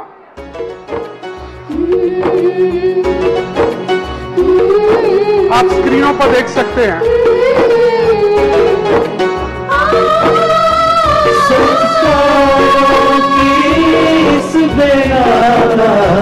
शावक बने गुणगान करेंगे, सुधामृत रस पान करेंगे, सुधामृत रस पान करेंगे।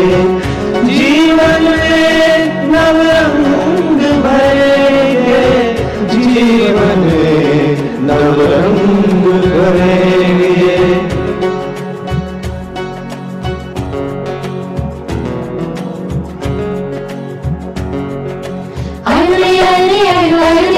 शुभ मंगल अवसर आयो रे, आयो रे महापर्व पर्यूषण आयो रे, शुभ मंगल अवसर आयो रे, महापर्व पर्यूषण आयो रे। सुधामृत रस पान करेंगे, जीवन में रंग भरेंगे, संस्कारों की इस बेला का श्रावक बन गुणगान करेंगे, श्रावक बन गुणगान करेंगे।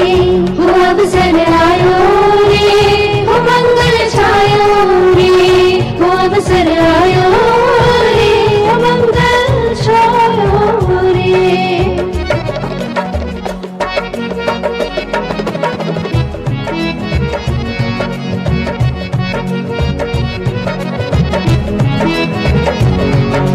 सुधा गुरु के रंग में यह रंग गई नगरी सारी, श्रावक संस्कार शिविर की लगी छटा बड़ी ही प्यारी, लगी छटा बड़ी ही प्यारी, और नाच रही नर नारी। सुन सुधा गुरु के रंग में ये रंग गई नगरी सारी।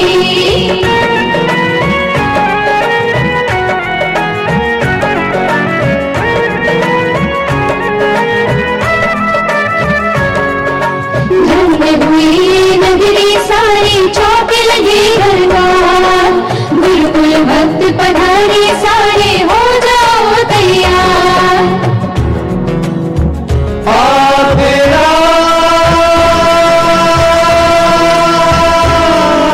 हो जाओ तैयार। हो ढोल नगाड़े बजाए, जरा तालियां बजा दीजिएगा। सानिध्य गुरु का पाए, पावन अवसर ये आयो रे, हो अवसर आयो रे, हो मंगल छायो रे, हो अवसर। जरा जोरदार ताली